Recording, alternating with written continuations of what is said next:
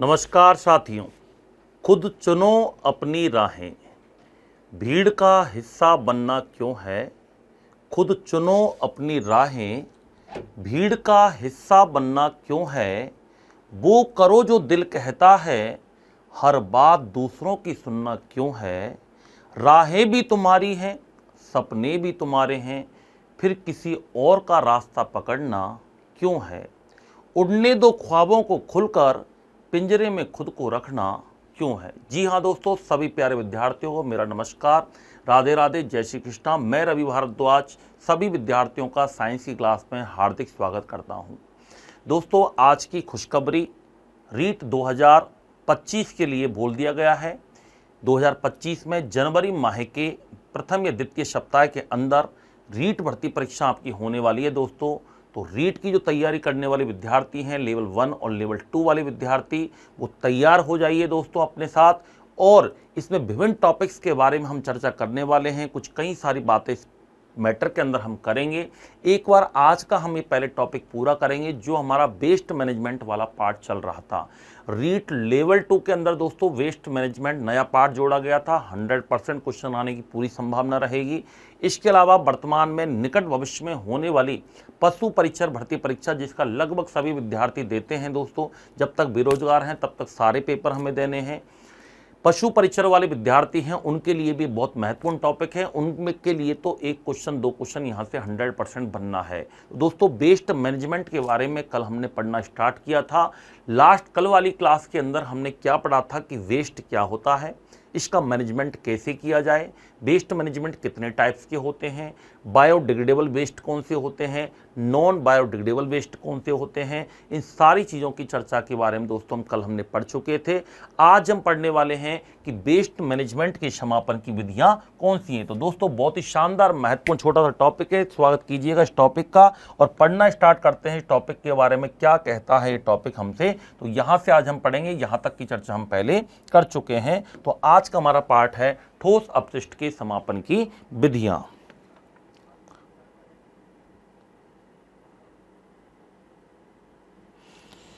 ठोस अपशिष्ट के समापन की विधियां क्या क्या हैं, आइए इनके बारे में हम चर्चा करते हैं।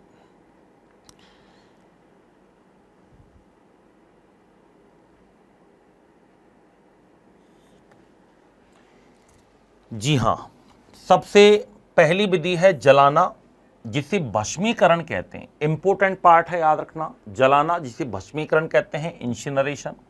दूसरा पार्ट है पीसना, ग्राइंडिंग, और इसको पल्वराइजिंग कहा जाता है, ग्राइंडिंग कह सकते हैं। तीसरी विधि का नाम है दोस्तों स्वच्छ भूमि भराव, जिसे सैनिटरी लैंड फिलिंग कहा जाता है, इंपॉर्टेंट पार्ट है। चौथी विधि है ढेर लगाना, जिसे डंपिंग के नाम से जाना जाता है। पांचवी विधि है वृक्षोद्धार, जिसे साल्वेजिंग कहते हैं। छठी विधि है कंपोस्टिंग, जिसे कंपोस्टिंग खाद निर्माण के नाम से जानते हैं। कंपोस्टिंग विधि को क्या कहा जाता है, खाद निर्माण कहा जाता है। सातवीं विधि है न्यूनीकरण, जिसे रिडक्शन कहते हैं। आठ विधि है समुद्री समापन, इसे डिस्पोजल इन सी के नाम से जाना जाता है। ये 8 विधियां हमारी महत्वपूर्ण हैं, जिनके माध्यम से सॉलिड वेस्ट का मैनेजमेंट या उसका निपटान किया जा सकता है। सबसे पहली विधि दोस्तों आपके सामने है, जिसका नाम है, पहली विधि है दोस्तों क्या है, जलाना, या इसको इंसिनरेशन कहते हैं। इसे भस्मीकरण के नाम से जाना जाता है।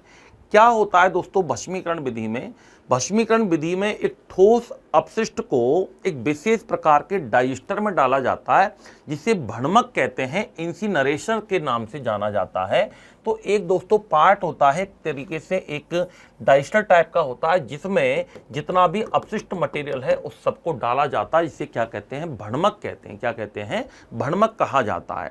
इसमें एक भट्टी होती है, जिसके बीच में एक जाली लगी रहती है, और सिरे पर क्या होती है दोस्तों, चिमनी होती है। क्या होती है, चिमनी। जैसा कि आप सामने देख पा रहे हैं, यहां पर देखो, ये हमारा पॉल्यूशन वगैरह जो है इधर से अपना क्रॉस हो जाएगा। यह है इंसिनरेटर, इसी को कहते हैं भ्रमक। क्या कहते हैं इसको, भ्रमक के नाम से जाना जाता है। जहां से एयर इसको मिल रही है, एयर की उपस्थिति में जलेगा, भ्रमक है। यहां पर देखो फिल्टर है, या फिर अपन इसको जाली कह सकते हैं। क्या कह सकते हैं? जाली कह सकते हैं। दो द्वार होते हैं इसमें, एक तो होता है निकास द्वार, एक होता है भरण द्वार। भरण द्वार को कहते हैं फीड डोर। भरण द्वार के माध्यम से इसमें ठोस अपशिष्टों को डाला जाता है और राख को निकालने के लिए, ऐश, ऐश मीन्स राख, राख को निकालने के लिए इसमें एक निकास द्वार होता है। क्या होता है दोस्तों? निकास द्वार होता है। राख को निकालने के लिए इसमें क्या होता है? निकास द्वार होता है। और एक इसमें दोस्तों भरण द्वार होता है। क्या होता है? भरण द्वार होता है। एक क्या होता है इसमें? भरण द्वार होता है, जिसके माध्यम से ठोस अपशिष्ट को लगातार इसमें डाला जाता है। ये इंसिनरेटर है, इसको बोलते हैं भस्मीकरण। सामान्य भाषा में दोस्तों हम भी घरों में भस्मीकरण का ही उपयोग करते हैं। देखा होगा आपने, आपके घर वाले जो होते हैं, आपकी मम्मी वगैरह हैं, सुबह के समय झाड़ू निकालते हैं। झाड़ू निकालने के बाद जो भी दिन भर का कचरा होता है, रात तक का कचरा होता है, उसे सुबह जाकर के तीली लगा करके जला देते हैं। ये दिस इज कॉल्ड इंसिनरेशन। इसी ही भस्मीकरण कहते हैं, इसे जलाना विधि कहते हैं। ये तो एक सामान्य तरीके से हम करते हैं, लेकिन इसी को हम वैज्ञानिक पद्धति से करें तो उस विधि को इस तरीके से दोस्तों आपके सामने प्रदर्शित किया गया है कि किस प्रकार से एक भ्रमक होता है, दो द्वार होते हैं, एक भरण द्वार होता है जिसे फीड गेट कहते हैं, जिसके माध्यम से ठोस पदार्थों को डाला जाता है। एक निकास द्वार होता है। निकास द्वार दोस्तों किसके लिए होता है? हमेशा याद रखना, राख निकालने के लिए होता है। जो ऐश बनता है अपशिष्ट पदार्थ, उसे निकालने के लिए काम में लाया जाता है। जब ये जलता है, इंसिनरेशन होता है, तो वायु में दोस्तों कार्बन डाइऑक्साइड, जल, नाइट्रोजन, सल्फर डाइऑक्साइड, ऐसे कई सारे अन्य अवयवों की इसमें क्या होती है? वृद्धि होती है। ऊपर क्या है? यहाँ पर पॉल्यूशन जो होता है, धुआं वगैरह है, वो बाहर निकल जाता है। तो इस प्रकार से मेथड जो अपनाया जाता है दोस्तों, इसको हम कहते हैं इंसिनरेशन मेथड। क्या कहते हैं? Incineration method. तो आप देख सकते हैं कि इसमें एक भट्टी होती है, बीच में एक जाली लगी रहती है, ऊपरी सिरे पर एक चिमनी बनी रहती है। मैंने बिल्कुल आपको एग्जैक्ट समझा दिया है डायग्राम से, तो इसको रटने की आवश्यकता ही नहीं है। कूड़ा डालने के लिए एक भरण द्वार होता है, फीड गेट। राख निकालने के लिए एक निकास द्वार होता है, बिल्कुल तकलीफ नहीं है। कार्बन डाइऑक्साइड, जल, नाइट्रोजन, सल्फर डाइऑक्साइड आदि अन्य अवयवों की क्या होती है? इसमें वृद्धि होती है। आगे हम बात करते हैं, इससे होने वाले वायु प्रदूषण को रोकने के लिए दोस्तों किसका यूज करते हैं? आर्द्र स्कवर का यूज करते हैं या स्थिर वैद्युत अवक्षेपक का यूज किया जाता है। क्वेश्चन आ सकता है कि भाई इंसिनरेशन मेथड में जो पॉल्यूशन होता है उसे रोकने के लिए किसका उपयोग करते हैं? तो आर्द्र अवक्षेपक का यूज किया जाता है। ये मेथड क्या कहलाता है? भस्मीकरण कहलाता है। क्या कहलाता है दोस्तों? भस्मीकरण के नाम से जाना जाता है। इसको स्थिर वैद्युत अवक्षेपक भी कहते हैं या इसको इलेक्ट्रोस्टैटिक प्रेसिपिटेटर के नाम से जाना जाता है। ये पॉल्यूशन को कम करने के लिए ऊपर लगाया जाता है। तो पहला मेथड हमारा कौन सा हो गया? भस्मीकरण हो गया, जिसे इंसिनरेशन कहते हैं या उसको जलाना विधि के नाम से जाना जाता है। सेकंड मेथड आता है दोस्तों हमारा पीसना, जिसको ग्राइंडिंग कहते हैं। क्या कहते हैं? ग्राइंडिंग। पीसने में क्या करते हैं? इस विधि में दोस्तों जितना भी सूखा कचरा होता है, जनरली हमारे घरों में दो प्रकार का कचरा निकलता है, सूखा कचरा, गीला कचरा। दोनों को हम डिफरेंट करके याद रखना, उसका मैनेजमेंट किया जाता है। हमेशा गवर्नमेंट भी हमें यही सलाह देती है, यही हमें पालना करने के लिए कहती है कि हमेशा दो डब्बे रखने चाहिए, गीला कचरा अलग रखना चाहिए, सूखा कचरा अलग रखना चाहिए, ताकि मैनेजमेंट करते समय तकलीफ पैदा नहीं हो। तो इस विधि में क्या करते हैं दोस्तों? ग्राइंडिंग के अंदर सूखे कचरे को महीन पीस लिया जाता है, जिससे क्या बन जाता है?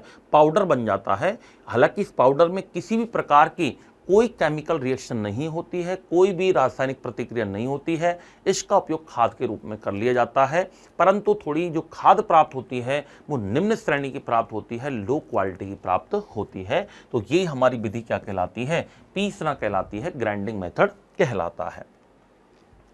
तीसरी इंपोर्टेंट है दोस्तों, यहां से क्वेश्चन आ सकता है, एनसीईआरटी का पॉइंट है। तीसरी विधि का नाम है स्वच्छ भूमि भराव, जिसे सैनिटरी लैंड फिलिंग के नाम से भी जाना जाता है। सीधा इंग्लिश वाला टर्म भी हिंदी में पूछा जा सकता है कि सैनिटरी लैंड फिलिंग तकनीकी क्या है। पहली लाइन जो लिखी हुई है आपके सामने बेहद इंपॉर्टेंट है, एनसीईआरटी की लाइन है। क्वेश्चन आ सकता है कि स्वच्छ भूमि भराव सैनिटरी लैंड फिलिंग जो टेक्नोलॉजी है वेस्ट मैनेजमेंट के निपटान की, इसका यूज कौन सी विधि के स्थान पर किया जाता है? तो दोस्तों याद रखना, जो हमने पहली विधि पढ़ी थी भस्मीकरण, सामान्यतः जलाकर या भस्मीकरण जो हम किया जाता था पुराने टाइम पर, उस भस्मीकरण के स्थान पर वर्तमान में जिस विधि का उपयोग करते हैं उसे स्वच्छ भूमि भराव का विधि के नाम से जाना जाता है, सैनिटरी लैंड फिलिंग के नाम से जानते हैं। अब देखते हैं क्या होती है sanitary land filling. Sanitary land filling जो टेक्नोलॉजी है ये उन स्थानों पर अपनाई जाती है जहां पर भूमि सुधार हेतु एक तो पर्याप्त भूमि मिल जाए, स्तर मिल जाए, कुछ जमीन का टुकड़ा मिल जाए। ऐसा नहीं कि बहुत ज़्यादा जनसंख्या वहाँ पर रहती है, रेजिडेंस एरिया बहुत ज़्यादा है, पॉपुलेशन ज़्यादा है, डेंसिटी ज़्यादा है, वहाँ पर अपन को प्रॉपर स्पेस मिले नहीं, तो वहाँ पर स्वच्छ भूमि भराव विधि का यूज जनरली नहीं होता है। ऐसे स्थानों पर होता है जहाँ पर प्रॉपर लैंड हमें मिल सके। क्या करते हैं दोस्तों, इसमें ज़मीन के अंदर गहरे गड्ढे खोदे जाते हैं। उन गहरे गड्ढों में लगभग हम बात करें 2 मीटर की गहराई तक पूरे कचरे को फैला दिया जाता है। कचरे को फैलाते समय विशेष एक ध्यान ये रखते हैं कि मोटा कचरा जनरली नीचे होता है और जो बारीक कचरा है उसको ऊपर डाल देते हैं। जनरली हम बात करें कि जो मोटा कचरा होता है, जैसे ये आपके सामने सैनिटरी लैंड फिलिंग मेथड है। सैनिटरी लैंड फिलिंग मेथड में क्या करते हैं दोस्तों, जमीन के अंदर एक गड्ढा खोदते हैं। देखो ये डंप है, ये गड्ढा है, याद रखना। इस गड्ढे के अंदर हमने कचरा भर दिया। देखो ये आपके चॉकलेट के, ये आपके रेफर आ गए, ये आपके बर्गर पिज़्ज़ा का जो कोई पैकेट आ गया, ये सब कुछ आपके जो है कुरकुरे के पैकेट आ गए, चिप्स के पैकेट्स आ गए। ये देखो सब कुछ क्या है, वेस्ट मटेरियल है, पॉलीथीन वगैरह, प्लास्टिक, सब कुछ है इसके अंदर। गहरे गड्ढा खोदा जाता है 2 मीटर गहराई का। 2 मीटर गहराई में इस कचरे को डाल देते हैं। सबसे पहले ऊपर नीचे मोटा कचरा डालते हैं, ऊपर बारीक कचरा डालते हैं, और बारीक कचरा डालने के बाद लगभग 15 सेंटीमीटर मोटी मिट्टी की परत से इसको क्या कर देते हैं, ढक देते हैं। ऊपर इसके ऊपर मिट्टी की परत लगा देते हैं। देखो ये वाली जो परत है ना, ये मिट्टी की परत है। ये किसकी परत है, ये मिट्टी की परत कर देते हैं, लाइनिंग बना देते हैं, पूरी मिट्टी की परत इस पर जमा देते हैं। यानी मोटा कचरा नीचे होगा और बारीक कचरा कहाँ होगा दोस्तों, ऊपर होगा। ये जो ऊपर की जो मिट्टी की परत है इसकी अच्छी तरह से कुटाई कर देते हैं। कुटाई क्यों करते हैं, ताकि चूहे, दूसरे अन्य जानवर हैं वो इसको खोद नहीं सकें। खोदने से क्या होगा दोस्तों, जब अंदर ये सड़ेगा कचरा तो इससे जहरीली गैसें निकलती हैं, और ये जहरीली गैसें जो होती हैं ये वातावरण में मनुष्य के लिए, जीवों के लिए क्या होंगी दोस्तों, हानिकारक होंगी। मिट्टी की परत के नीचे ठोस अपशिष्ट जो पदार्थ हैं इनका अवायवीय अपघटन होता है। क्या होता है, अवायवीय अपघटन होता है, एनएरोबिक डिकम्पोजिशन। तो अवायवीय अपघटन होता है, यानी वायु की अनुपस्थिति में अपघटन होता है। अपघटन होने में लगभग 1 वर्ष का समय लगता है। कितना समय लगता है, 1 वर्ष का समय इसमें लग जाता है।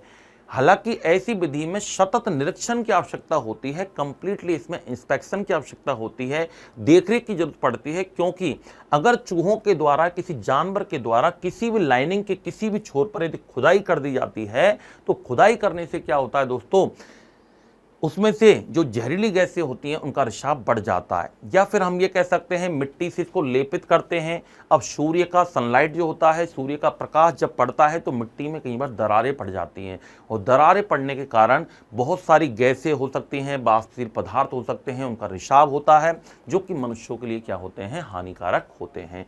तो ये वाली जो विधि है दोस्तों, ये क्या कहलाती है, सैनिटरी लैंड फिलिंग कहलाती है। क्या कहलाती है, सैनिटरी लैंड फिलिंग कहलाती है। तो ये अपन डायग्राम से आपको एकदम क्लियर हो गया होगा बिल्कुल। एक बार देखो, हमने जो भी लिखा है, मैंने जो बोला है वो ही है, रटने की आवश्यकता नहीं है, समझना है क्या है लैंड फिलिंग मेथड। सबसे पहले भस्मीकरण के स्थान पर उपयोग में लाया जाता है। अगली लाइन याद रखनी है, मिट्टी में 2 मीटर गड्ढा गहरा खोदो, मोटा कचरा नीचे डालो, बारीक कचरा ऊपर डालो, मिट्टी से लेपित कर दो, निरीक्षण करो, चूहा वगैरह उसको खोदे नहीं, 1 साल का समय लगेगा। पूरा जो भी है आपका मटेरियल, वेस्ट मटेरियल, वो सारा डंप हो जाता है, और इसी को हम कहते हैं सैनिटरी लैंड फिलिंग मेथड। रटने की आवश्यकता नहीं है, अपन को समझना है 2 टप्पे बाद सैनिटरी लैंड फिलिंग क्या होता है, बस ये चीज़ें हमें क्लियर याद होनी चाहिए। मैंने वो ही लिखा है, एक बार आप पढ़ सकते हो। ये विधि खुले स्थानों पर लाकर ढेर लगाने के बदले अपनाई गई है, याद रखना। यानी भस्मीकरण के स्थान पर इसका यूज किया गया है, बता चुका हूँ, याद हो गया होगा। ये विधि उन स्थानों पर अपनाई जाती है जहाँ पर पर्याप्त स्थल मौजूद हो। गहरे गड्ढों में 2 मीटर की मोटाई में अच्छी तरह इसको फैला दिया जाता है। मोटा कूड़ा नीचे और बारीक कचरा ऊपर बिछाना चाहिए। 15 सेंटीमीटर मोटी मिट्टी परत से ढक दिया जाता है। एकदम सिंपल है, रटने की आवश्यकता ही नहीं है। मिट्टी की खुदाई कुटाई कर दें, चूहे वगैरह इसको नहीं खोद सकें। सतत निरीक्षण की आवश्यकता होती है, क्योंकि चूहे यदि खुदाई कर देंगे तो गैस और वाष्पिक पदार्थ इसमें से बाहर निकलते हैं। इस विधि को क्या कहते हैं, याद रखना, सैनिटरी लैंड फिलिंग नाम से जाना जाता है। चलिए नेक्स्ट विधि की हम बात करते हैं। चौथी विधि हमारी आती है ढेर लगाना। क्या नाम है, ढेर लगाना, जिसको डंपिंग कहते हैं। क्या कहते हैं, डंपिंग के नाम से जाना जाता है। दोस्तों ढेर लगाना विधि क्या है, डंपिंग मेथड क्या है? भारत में सबसे ज़्यादा ये विधि प्रचलित है, क्योंकि ये विधि एक तो सबसे आसान है और कम खर्चीली होती है। याद रखना, सबसे आसान है और सबसे कम खर्चीली होती है। जनरली हम अपने गाँव में जो काम में लेते हैं वो ढेर लगाना विधि का यूज ज़्यादा करते हैं। क्या करते हैं, हमारा घर यहाँ है, हमारे आसपास हमारे पूर्वजों की कब्जा की हुई यदि 10 फीट ज़मीन भी कहीं पर है, तो हम जनरली हमारा सारा कचरा वहीं पर ले जा कर के डालते हैं। चाहे पड़ोसी को मच्छर खाएं, चाहे उसे बीमारियां पैदा हों, चाहे उसे स्मेल आए, बदबू आए, इससे हमें कोई मतलब नहीं रहता। बस हमें यह है कि भैया ये हमारी ज़मीन है, ये हमारा लैंड है, ये हमारी टुकड़ा है, इस पर हम ज़मीन डालेंगे, इस पर कचरा, ये हमारा अधिकार है इस पर, इसको हम जानते हैं। जनरली घरों में जितना भी फलों के छिलके, सब्जियों के छिलके, गोबर, मलमूत्र जो भी निकलता है वो सब कुछ पड़ोसी के सामने डाल के आ जाते हैं हम। बस हमारी जगह होनी चाहिए थोड़ी सी वहाँ पर। ये डंपिंग मेथड है जो जनरली हम करते हैं। आपको सामान्य भाषा में कहिए कहते हैं घूरा कहते हैं, या गोबर यार्ड कहा जाता है उसको, गोबर का स्थान वो बोल सकते हैं, घूरा वगैरह कुछ व्यवहारिक भाषा में आप क्षेत्रीय भाषा में बोलते होंगे, समझ गए होंगे। उसको होते हैं ढेर लगाना, डंपिंग मेथड कहते हैं, जो कि जनरली हमारे इंडिया के अंदर सबसे ज़्यादा प्रचलित है। गाँव के अंदर आज भी इस विधि के द्वारा ही निपटान किया जाता है। जो भी गोबर कचरा वगैरह जितना भी निकलता है, महिलाएं सुबह सुबह जाकर के किसी के भी सामने जाकर जहाँ जो स्थान होता है वहीं पर जाकर फेंक करके आ जाते हैं। होता क्या है, इसमें हल्का सा गड्ढा होता है उस जगह पर, आपने देखा होगा। वहाँ पर डेली जितना भी वेस्ट मटेरियल निकलता है हमारे घर का, सारा कुछ अपन वहाँ पर डाल देते हैं। बारिश आती है, बारिश का पानी इसमें पड़ता है, वो सड़ने लग जाता है। सड़ने के दौरान खाद फैलती है, खाद बन जाती है। उस खाद का उपयोग अपन खेतों के रूप में कर लेते हैं। जब तक खाद बनती है तब तक पड़ोसी को स्मेल आती रहती है, बदबू के कारण साला मर जाता है, उससे हमें कोई टेंशन नहीं। ये हमें ऐसा ही हम करते आ रहे हैं और ऐसा ही अपन कर रहे हैं जनरली, इसलिए विधि सबसे ज़्यादा इंडिया के अंदर प्रचलित है। लेकिन इससे याद रखना दोस्तों, हानि क्या है, खुला रहता है, ये ओपन रहने के कारण वातावरण में पॉल्यूशन फैलता है, प्रदूषण फैलता है, स्वास्थ्य संबंधी समस्याएं उत्पन्न हो सकती हैं। कागज़ प्लास्टिक की थैलियाँ हवा के कारण उड़ करके इधर उधर चली जाती हैं, डेली प्रवेश कर जाती हैं पड़ोसी के घर में, लेकिन हमें उसकी चिंता नहीं होती। तो ये ढेर लगाना डंपिंग मेथड सिंपल मेथड है, कोई खास बात नहीं है। लेकिन जब दोस्तों प्रश्न आएगा ना, तब हम उसका आंसर नहीं दे पाते कि यार इसका सही टर्म क्या है। इसे पूछ लिया कि भारत में सर्वाधिक प्रचलित विधि जिसमें घरों के कचरे को, बायोमास को किसी नॉर्मल गड्ढे के अंदर डाल दिया जाता है, क्या कहलाती है? तो इसको डंपिंग मेथड कहते हैं, ढेर लगाना विधि कहते हैं। तो ये है ढेर लगाना विधि। जो मैंने बोला है सेम लिखा हुआ है, कोई तकलीफ नहीं है। मेन चीज़ समझना है, रटना है, कोई टेंशन वाली बात नहीं है। केवल हमें एक बार समझ में आ जाएगी चीज़, फिर हमें बार बार एक PDF देखने की जरूरत नहीं पड़ेगी। दोस्तों PDF लेने के लिए आप Bhardwaj science point Telegram channel को ज्वाइन कर लें। हमारे टेलीग्राम चैनल जो कि आपके थंबनेल पर दे रखा है, इस टेलीग्राम चैनल को ज्वाइन करें और यूट्यूब चैनल को ज्वाइन करें, ताकि आपको समय समय पर नोटिफिकेशन भी मिलता रहे और इन सारी कंप्लीट चीज़ों के बारे में जानकारी हमें मिल सके। तो ढेर लगाना के बाद अगली विधि आती है हमारी भ्रंशोद्धार। कौन सी विधि आती है? भ्रंशोद्धार, जिसको साल्वेजिंग कहते हैं। क्या कहते हैं? साल्वेजिंग के नाम से जाना जाता है। विशेष साल्वेजिंग क्या होता है? देखो, पढ़ने से पहले अपन को व्यवहारिक तरीके से समझना है। इधर ध्यान मत दो क्या लिखा हुआ है, मैं जो बोल रहा हूं वो ध्यान दो। ये कौन सी विधि है? इसका नाम क्या है दोस्तों? भ्रंशोद्धार विधि है। क्या नाम है? भ्रंशोद्धार विधि है। जनरली हम जो भी चीजें काम में लेते हैं ठोस पदार्थ के रूप में, उनको काम में लेने के पश्चात हम जिसको अनुपयोगी समझते हैं, हम जिस पदार्थ को वेस्ट मानते हैं, वो वेस्ट भी किसी के लिए आवश्यकता की चीज बन जाए या वो आर्थिक लाभ उससे मिल सके, उसे कहते हैं भ्रंशोद्धार विधि। जैसे आपने कुरकुरे चिप्स का पैकेट खाया, आपने पैकेट से चिप्स खा लिए और पैकेट को आपने फेंक दिया, क्योंकि आपने सोचा कि पैकेट तो वेस्ट है, इसकी तो कोई वैल्यू है ही नहीं, और बिल्कुल हमारी नज़र में उसकी वैल्यू नहीं है, इसलिए हमने उसको फेंक दिया। लेकिन आप कई बार देखते हो सुबह के समय कुछ बच्चे आते हैं, छोटे छोटे बच्चे, एक थैला या कट्टा बोरा टाइप का लटका करके, और वो जितने भी छोटा मोटा कचरा आपके आसपास होता है उस सबको बीन करके ले जाते हैं। इसको बीनना विधि भी कह सकते हैं एक तरीके से। तो उसमें क्या करते हैं, जैसे चाय का कप है, बंडल हो गया, कोई टेलीफोन का जैसे कुछ भी अपन कह सकते हैं, कोई पैकेट हो गया, गत्ता हो गया, कागज़ पेपर वगैरह हो सकता है, पॉलीथीन हो सकती है, प्लास्टिक के टुकड़े हो सकते हैं, कांच की बोतल हो सकती हैं, शराब की बोतल हो सकती हैं, मिठाई के डिब्बे हो सकते हैं। इसके अलावा जो भी वेस्ट मटेरियल जो हमारा जनरल निकलता है, ये गुटके वगैरह के रैपर वगैरह होते हैं, ये सब कुछ क्या होता है, मेल्ट हो जाता है।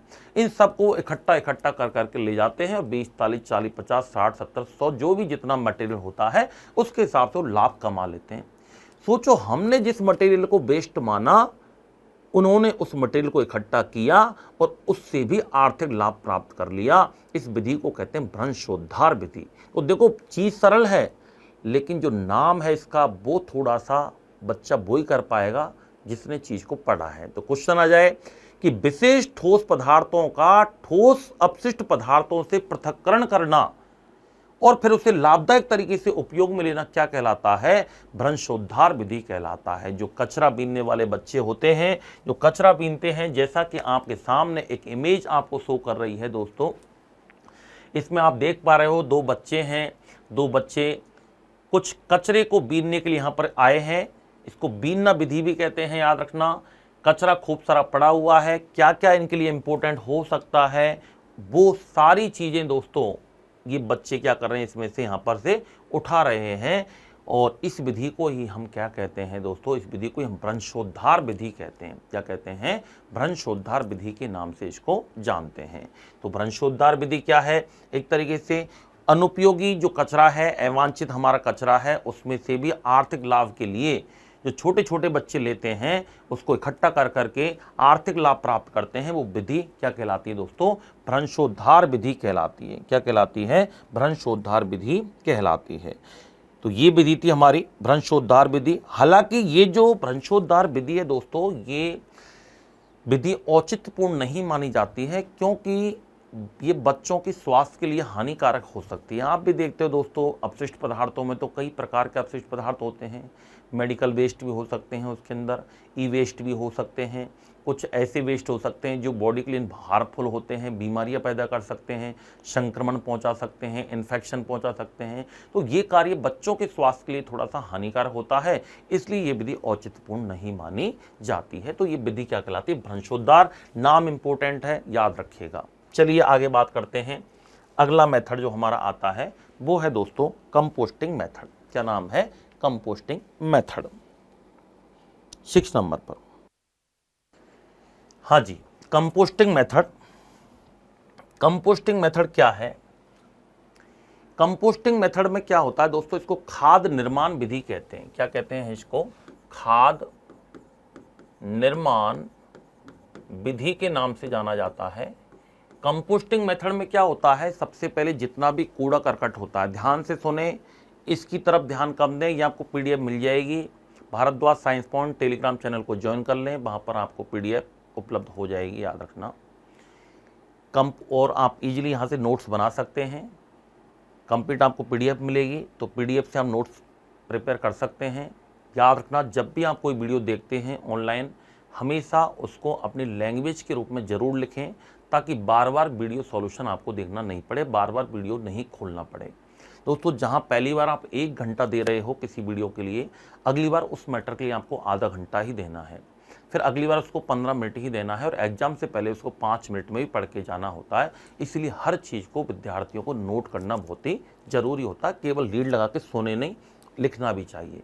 ये चीज़ें सरल होती हैं, लगती सरल हैं, लेकिन नोट्स प्रॉपर बनाएं, टॉपिक आपका तैयार हो जाएगा। जिस एग्जाम में आएगा कंप्लीट जानकारी हमारे पास देने वाले हैं।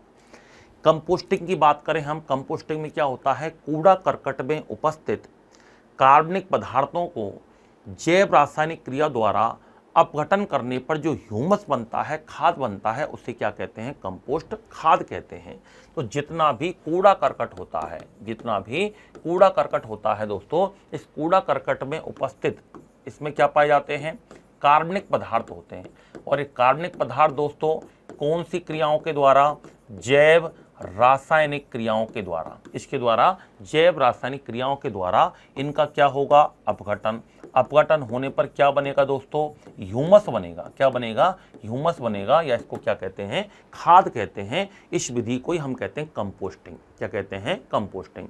कंपोस्टिंग विधि में दोस्तों उर्वरक शक्ति जो होती है, फर्टिलाइजर पावर जो होता है, वो बहुत ज़्यादा होती है और ठोस अपशिष्ट के समापन की एक अच्छी विधि होती है। याद रखना, ठोस अपशिष्ट के समापन की एक अच्छी विधि किसे माना जाता है? कंपोस्टिंग मेथड को माना जाता है। किसको माना जाता है? कंपोस्टिंग मेथड को मानते हैं। अगला हम बात करें, इस विधि से व्यर्थ गैस पदार्थ अत्यंत उपयोगी पदार्थ में परिवर्तित हो जाते हैं। इस विधि से जो व्यर्थ गैस पदार्थ होते हैं वो एक उपयोगी पदार्थ में परिवर्तित हो जाते हैं। इस तरह खाद में लगभग 0.3% क्या होता है? नाइट्रोजन। 0.5% से 0.8% क्या होता है? फास्फोरस होता है। 0.6 से 0.9% क्या होता है? पोटेशियम पाया जाता है। क्या पाया जाता है?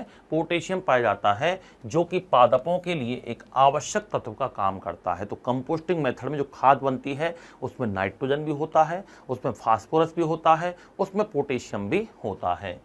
कंपोस्ट खाद बनाने की कई विधियां भारत में प्रचलित हैं। जैसे हम बात करें, पहली विधि है बंगलौर विधि, या इसको कहते हैं अवायुजीवी विधि। अब दोस्तों यहाँ से एक बात इंपॉर्टेंट स्टार्ट हो जाती है।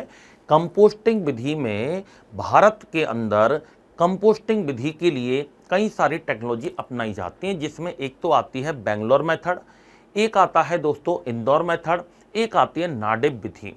क्या है, इनके नाम क्यों पड़े, इनके बारे में हम चर्चा करते हैं। सबसे बेंगलोर विधि, सबसे पहले बेंगलोर विधि क्यों कहते हैं इसको? क्योंकि दोस्तों एल.एन. आचार्य जी ने Indian Institute of Science Bangalore में इसका प्रतिपादन किया था, इसका विकास किया है। बेंगलोर विधि को अवायुजीवी विधि क्यों कहते हैं? क्योंकि इसमें अवायवीय जीवाणु की आवश्यकता होती है, ऑक्सीजन की अनुपस्थिति में विघटन होता है, इसलिए इसको अवायुजीवी विधि के नाम से जाना जाता है। इसके प्रतिपादक कौन है दोस्तों? एल.एन. आचार्य हैं। Vikas Indian Institute of Science Bangalore में किया है, इसलिए इसको बेंगलोर विधि के नाम से जानते हैं। इंपॉर्टेंट है भैया, पशु परिचर के लिए भी और रीट के लिए भी, और जहां जहां टॉपिक आता है वहां वहां ये चीजें इंपॉर्टेंट हैं। याद रखना, क्वेश्चन यहां से जरूर आएगा। तो बेंगलोर विधि में क्या होता है, अब हम बात करते हैं बेंगलोर विधि में होता क्या है, बेंगलोर विधि क्या होती है। ये तो हमने पढ़ लिया कि बेंगलोर विधि में कि प्रतिपादक कौन है? एल.एन. आचार्य हैं। बेंगलोर में इसका विकास किया था। इसे दोस्तों खाद निर्माण की शहरी विधि कहते हैं। क्या कहते हैं इसको? खाद निर्माण की शहरी विधि कहते हैं। शहरों में इसका यूज किया जाता है, उससे खाद बनता है। क्या होता है दोस्तों इसमें?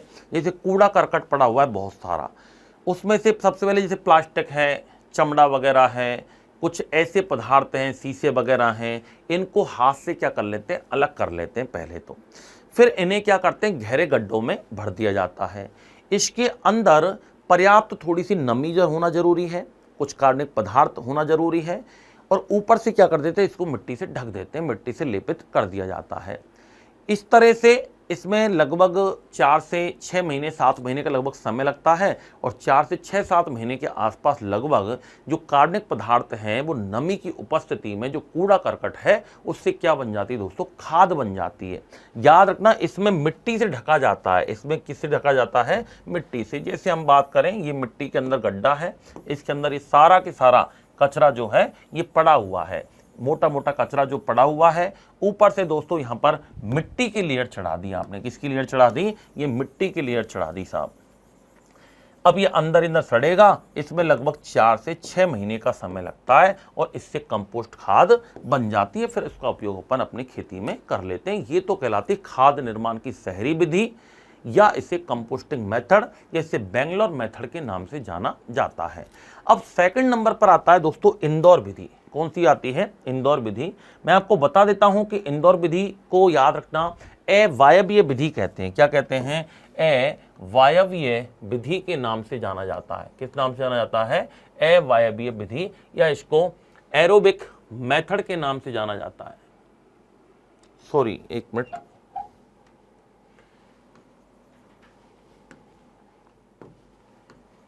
इंदौर विधि को किस नाम से जाना जाता है? बायबीय मेथड, या इसको एरोबिक मेथड के नाम से जाना जाता है। यही महत्वपूर्ण अंतर है। क्वेश्चन है बेंगलोर विधि और इंदौर विधि में महत्वपूर्ण अंतर क्या है? तो बेंगलोर विधि और इंदौर विधि में महत्वपूर्ण अंतर यह है कि बेंगलोर विधि में तो कचरे को मिट्टी से ढक देते हैं, जबकि इंदौर विधि में कचरे को मिट्टी से ढका नहीं जाता है। कचरे को ओपन छोड़ते हैं, खुला छोड़ते हैं। गड्ढों में कचरा जो डालते हैं, क्या करते हैं इसमें, जैसे गड्ढा खोद लिया, गड्ढे के अंदर कचरा आपने डाल दिया, 5, 7, 8 दिन तक उसको रखे रहने देते हैं। फिर क्या करते हैं, उसको उलट पुलट किया जाता है। उलट पुलट करके उसको हवा लगती है बाहर की, हवा की उपस्थिति में रखना, यानी वायु के संपर्क में आने पर संपूर्ण अपशिष्ट जो मिश्रण है, अपशिष्ट पदार्थ है, उनको अच्छी तरीके से मिक्स किया जाता है, जिससे उसमें कुछ मौजूद लार्वा हो सकता है, रोगाणु हो सकते हैं, जीवाणु हो सकते हैं, कीटाणु हो सकते हैं, वो मर जाते हैं। इस विधि को कहते हैं इंदौर विधि, और ये वायु की उपस्थिति में होती है, इसलिए इसे वायवीय विधि कहते हैं, एरोबिक मेथड कहते हैं। इससे प्रतिपादक कौन है दोस्तों? इसके प्रतिपादक हैं सर अल्बर्ट हावर्ड तथा यशवंत डी बार्ड। ये 1920-30 के अंदर दोस्तों इस विधि का यूज किया गया था। Sir Albert Howard and Yashwant D बार्ड के द्वारा दी गई है दोस्तों। इंदौर के अंदर इसका विकास हुआ था, इसलिए इसे इंदौर विधि के नाम से जाना जाता है। तो दो विधि हमने पढ़ी है कंपोस्टिंग में, पहली बेंगलोर विधि, दूसरा कंपोस्टिंग विधि। बेंगलोर विधि में क्या किया जाता है, गड्ढा खोदते हैं, कचरा डाल देते हैं, मिट्टी से ढक देते हैं, 4 से 6 महीने में खाद बन जाता है। This is called Bangalore method. And Indore method क्या है? इंदौर मेथड में दोस्तों हवा लगने देते हैं, जबकि बेंगलोर मेथड में हवा नहीं लगती है। मेन अंतर यही है, इसीलिए बेंगलोर मेथड को अवायुजीवी कहते हैं और इंदौर विधि को वायुजीवी के नाम से जाना जाता है। तो इंदौर विधि में क्या करते हैं, गड्ढे को खुला छोड़ते हैं, कचरे को उलट पुलट करते हैं, ताकि एयर की उपस्थिति में कचरे में उपस्थित लार्वा, कीटाणु आदि मर जाते हैं। उसी को हम क्या कहते हैं, इंदौर विधि या वायवीय विधि के नाम से जानते हैं। अगला क्वेश्चन आता है हमारा, एक विधि आती है दोस्तों नाडेप विधि। कौन सी विधि आती है? नाडेप विधि। इंपोर्टेंट है, ये भी याद रखना। नाडेप क्या है दोस्तों, याद रखना। नाडेप याद रखना। इसके प्रतिपादक कौन है? इसके प्रतिपादक हैं किसान नारायण देवरा पांडरी पांडे। क्या नाम है दोस्तों? ये किसान थे, एक महाराष्ट्र के किसान थे। इनको काका के नाम से जाना जाता है। काका किसान नारायण देवराव पांडरी पांडे, क्या नाम है इनका? पांडरी पांडे के नाम से जाना जाता है। ये महाराष्ट्र के किसान हैं, इनको काका के नाम से भी जाना जाता है, काका किसान कहते हैं। तो NA नारायण, DE देवरा, P4 पांडरी पांडे, इन किसान ने इस विधि के बारे में बताया था, इसलिए इसको नाडेप विधि के नाम से जानते हैं। क्या करते हैं दोस्तों इस विधि में? इस तकनीकी में जमीन पर टांका बनाया जाता है। क्या बनाया जाता है? जमीन पर टांका बनाया जाता है। और टांका का मतलब होता है, इससे ईंटों का एक दीवार टाइप की बना देते हैं, जिसे कोई टैंक होता है, टंकी होती है हमारी पानी की, इस तरीके से ईंटों से चुनकर बनाते हैं। बीच बीच में थोड़ा सा स्पेस छोड़ देते हैं ताकि उसको एयर लगती रहे, हवा मिलती रहे। फिर उसमें क्या करते हैं, गोबर वगैरह डालते रहते हैं, गोबर का इस्तेमाल करते हैं, और उससे कम गोबर में ज़्यादा मात्रा में खाद उत्पन्न हो जाती है। लगभग 3 से 4 महीने का समय लगता है। इसमें नाइट्रोजन, फास्फोरस, पोटेशियम, ये तीनों क्या होते हैं दोस्तों? उपस्थित होते हैं। क्या होते हैं? नाइट्रोजन, फास्फोरस, पोटेशियम, तीनों क्या होते हैं? उपस्थित होते हैं। आपको बता देता हूं, NPK, इन तीनों को दोस्तों क्रांतिक तत्व कहते हैं। क्या कहते हैं? क्रांतिक तत्व कहते हैं। ये परिवर्तन ला देते हैं, ये भूमि के उपजाऊपन को बढ़ाते हैं, इसलिए इन्हें क्रांतिक तत्व के नाम से भी जाना जाता है। और इनका निर्माण नाडेप विधि के अंदर होता है। तो नाडेप विधि क्या है? प्रतिपादक किसान नारायण देवरा पांडरी पांडे हैं, महाराष्ट्र के किसान काका हैं, याद रखना। इस तकनीकी में क्या होता है, तो क्वेश्चन आ सकता है निकट भविष्य में, आपका रीट का एग्जाम होगा और पशु परिचर का एग्जाम होगा, दोनों में इंपॉर्टेंट टॉपिक है। एक क्वेश्चन यहाँ से 100% आने की संभावना रहेगी। क्वेश्चन आ सकता है ऐसी कौन सी विधि है जिसमें जमीन पर टांका बनाया जाता है, टांके के अंदर कचरे का निपटान करके या गोबर का इस्तेमाल करके खाद बनाई जाती है, उस विधि को क्या कहते हैं? तो उस विधि को कहते हैं दोस्तों नाडेप विधि। क्वेश्चन ये भी आ सकता है कि नाडेप का अर्थ क्या है, नाडेप का संबंध किससे है? तो नाडेप का अर्थ होता है किसान नारायण देवरा पांडरी पांडे। ये किसान थे महाराष्ट्र के, इन्होंने इसके बारे में बताया है। है। तो इसको अपन क्या कहते हैं, नाडेप विधि के नाम से जानते हैं। अगला क्वेश्चन, अगला जो हमारी विधि आती है दोस्तों, उसका नाम है न्यूनीकरण, या इसको रिडक्शन मेथड कहते हैं। क्या कहते हैं, रिडक्शन मेथड कहते हैं। न्यूनीकरण विधि में क्या कहते हैं, ये हमारे 7वें नंबर पर वेस्ट मैनेजमेंट की विधि है। इस विधि में क्या होता है, ठोस अपशिष्ट पदार्थ जितने भी होते हैं, सॉलिड वेस्ट होते हैं, जिनके बारे में हमने कल चर्चा की थी, सॉलिड वेस्ट क्या होते हैं, उनको सबसे पहले उच्च दाब वाले क्रैशरों से निचोड़ा जाता है। क्रैशर होते हैं, उच्च दाब वाले क्रैशर जो होते हैं उनसे निचोड़ा जाता है। जैसे जितना भी ठोस अपशिष्ट है, बड़े बड़े क्रैशर होते हैं, मशीनें होती हैं, और मशीनों में उस कचरे को डालते हैं। क्रैशर से सारे कचरे को निचोड़ दिया जाता है, जिससे इनसे ग्रीस निकलती है। क्या निकलती है, ग्रीस। उस ग्रीस का उपयोग तो दोस्तों कहाँ कर लेते हैं, ग्लिसरीन बनाने में, मोमबत्ती बनाने में। और जो खाद बनती है या बचा हुआ जो ठोस पदार्थ है, उसको अपन क्या कहते हैं, खाद के रूप में काम में लेते हैं। इसको अपन मैन्योर का कहते हैं। तो न्यूनीकरण विधि सिंपल है कि जितना भी ठोस अपशिष्ट पदार्थ है, उच्च दाब पर बड़े बड़े क्रैशरों की सहायता से इसको निचोड़ा जाता है, जिसके दौरान दो प्रकार के वेस्ट बनते हैं, दो प्रकार के पदार्थ मिल जाते हैं हमें, एक ग्रीस और एक खाद। खाद का उपयोग अपन खाद के रूप में करते हैं, ग्रीस का उपयोग मोमबत्ती, ग्लिसरीन आदि बनाने में करते हैं।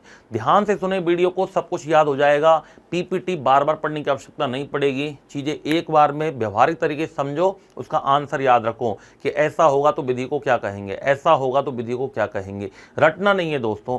8वां जो है हमारा, वो है समुद्री समापन। समुद्र में समापन। समुद्री समापन क्या होता है, समुद्र के किनारे पर अपशिष्ट पदार्थों को डाल के आना, यानी एक तरीके से इसमें समुद्र को सिंक माना जाता है। जैसे हमारे रसोई के अंदर सिंक होती है, हम क्या करते हैं, रसोई का जो भी कचरा निकलता है हम सिंक की तरफ हाथ बढ़ा के डाल देते हैं। कुछ भी निकला सिंक में डाल दिया, कुछ भी निकला सिंक में डाल दिया। ऐसे ही समुद्र को भी लोग सिंक मान लेते हैं, और समुद्र के अंदर जब अपशिष्ट पदार्थों को डालते हैं तो उसको हम क्या कहते हैं, समुद्री समापन कहते हैं। तो ये थी दोस्तों हमारी वेस्ट मैनेजमेंट से संबंधित मेथड्स, कि सॉलिड वेस्ट मैनेजमेंट जो होता है या सॉलिड वेस्ट जो होते हैं, उनके प्रबंधन की क्या क्या विधियां हैं, किन विधियों के द्वारा कैसे निपटान किया जाता है। ये सारी चर्चा हमने इस टॉपिक में की है। उम्मीद करता हूँ समझ में आया होगा, चीज़ें क्लियर हुई होंगी। ये चीज़ें लगती सरल हैं दोस्तों, लेकिन जब एग्जाम में क्वेश्चन बन के आता है तो निश्चित रूप से कहीं ना कहीं गलती होने की संभावना हमसे बढ़ जाती है। और दोस्तों, एक क्वेश्चन गलत होने का मतलब होता है हजारों विद्यार्थियों से पीछे रहना। तो आपको भी ये करना है कि हमें 1 नंबर कम नहीं, हमें 1 नंबर ज़्यादा लाना है, हजारों विद्यार्थियों से आगे रहना है, क्योंकि वैकेंसी हजारों में ही होती है। अगर आप 1 नंबर कहीं गलत करते हो तो कहीं ना कहीं उसका परिणाम हमें भुगतना पड़ता है। तो दोस्तों, इससे संबंधित क्वेश्चन वगैरह भी अपन लेकर के आएंगे, टेलीग्राम चैनल पे भी डालेंगे, याद रखना। तो टेलीग्राम चैनल को भी आप ज्वाइन कर लीजिए, और इससे संबंधित जो महत्वपूर्ण प्रश्न हैं उनकी भी आगे हम चर्चा करते रहेंगे। तो ये हमारा एक छोटा सा टॉपिक था जिसका नाम था वेस्ट मैनेजमेंट, अपशिष्ट प्रबंधन, जिसके बारे में हमने यहाँ पर चर्चा की है। रीट पशु परिचर जैसी भर्तियों के लिए बहुत ही इंपॉर्टेंट टॉपिक है, निकट भविष्य में आपके काम आएगा। और भी कई सारे एग्जाम्स होते हैं, यूपीएससी वगैरह के एग्जाम हैं, आरएएस वगैरह हैं, उनमें भी वेस्ट मैनेजमेंट से रिलेटेड क्वेश्चन पूछा जाता है। तो इंपॉर्टेंट पार्ट बनता है दोस्तों समस्त एग्जाम्स के लिए। तो एक छोटा सा पार्ट था जहां से प्रश्न आने की पूरी संभावना रहेगी। और दोस्तों, रीट के भर्ती के बारे में आज खुशखबरी आ चुकी है, तो निरंतर रूप से अपनी तैयारी में लग जाइए। हम भी आपके साथ हैं, मिलते रहेंगे दोस्तों, मिलेंगे नेक्स्ट क्लास के साथ। Thank you so much.